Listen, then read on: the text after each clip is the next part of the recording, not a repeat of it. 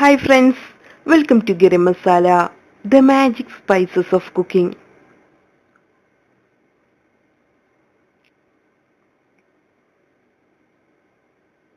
നാടൻ കട്ടിപ്പരിപ്പ് അല്ലെങ്കിൽ പരിപ്പ് കറി.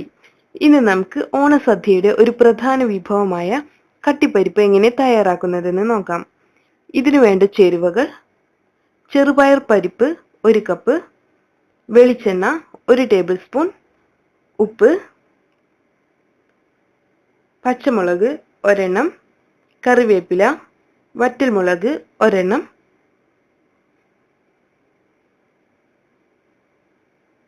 അരപ്പിന് വേണ്ട ചേരുവകൾ: തേങ്ങ 1/2 കപ്പ്, ജീരകം 1/2 ടീസ്പൂൺ. ആദ്യം നമുക്ക് പരിപ്പൊന്ന് ചൂടാക്കിയെടുക്കണം. നമ്മുടെ പാൻ ചൂടായി വന്നിട്ടുണ്ട്. ഇനി ഇതിലോട്ട് പരിപ്പ് ചേർത്ത് ഇളക്കി കൊടുക്കാം. ഏകദേശം 5 മിനിറ്റോളം മീഡിയം ഫ്ലെയിമിൽ ഇളക്കി കൊടുത്താൽ മതി. പരിപ്പ് ബ്രൗൺ നിറമാകേണ്ട ആവശ്യമില്ല.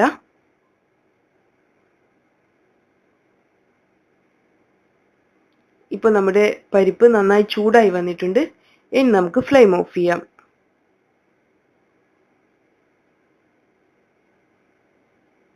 ഇനി ഇതൊന്ന് കഴുകിയെടുക്കണം. നമുക്കിതിലോട്ട് ആവശ്യത്തിന് വെള്ളമൊഴിക്കാം. ഇനി ഇത് നന്നായി ഒന്ന് കഴുകിയെടുക്കാം.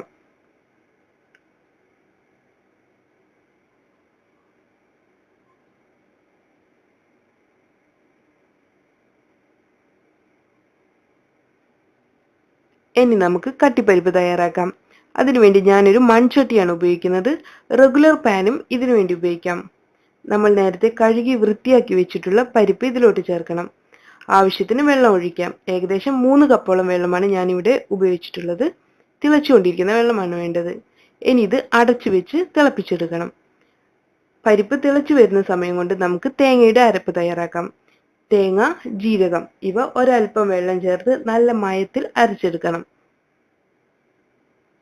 നമ്മുടെ അരപ്പ് തയ്യാറായിട്ടുണ്ട്. നമ്മുടെ പരിപ്പും തിളച്ചു വന്നിട്ടുണ്ട്.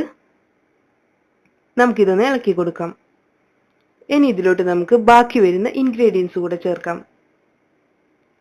അതായത് പച്ചമുളക്, വറ്റൽമുളക്, കറിവേപ്പില, 1 ടേബിൾ സ്പൂൺ വെളിച്ചെണ്ണ ഇവ ചേർത്ത് ഒന്ന് ഇളക്കി കൊടുക്കാം. നമുക്കിനി ഇത് നന്നായി വേവിച്ചെടുക്കണം.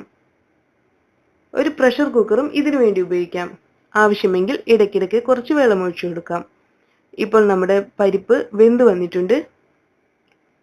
ഇനി നമുക്കിതൊന്ന് മാഷ് ചെയ്തെടുക്കണം.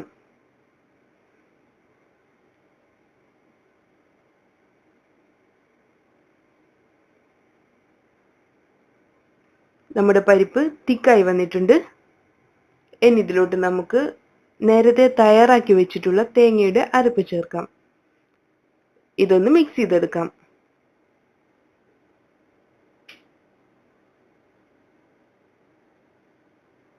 ആവശ്യത്തിന് ഉപ്പ് ചേർത്ത് കൊടുക്കണം.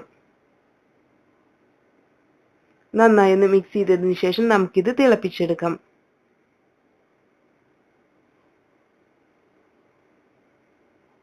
ഇത് ഇടയ്ക്കിടയ്ക്ക് ഇളക്കി കൊടുക്കണം. ഇപ്പോൾ നമ്മുടെ പരിപ്പ് നല്ല തിക്കായി വന്നിട്ടുണ്ട്. നമുക്കിനി ഫ്ലെയിം ഓഫ് ചെയ്യാം. അങ്ങനെ നമ്മുടെ ടേസ്റ്റി കട്ടിപ്പരിപ്പ് തയ്യാറായിട്ടുണ്ട്. നമുക്കിത് നെയ്യും കൂട്ടി റൈസിന്റെ കൂടെ സെർവ് ചെയ്യാം.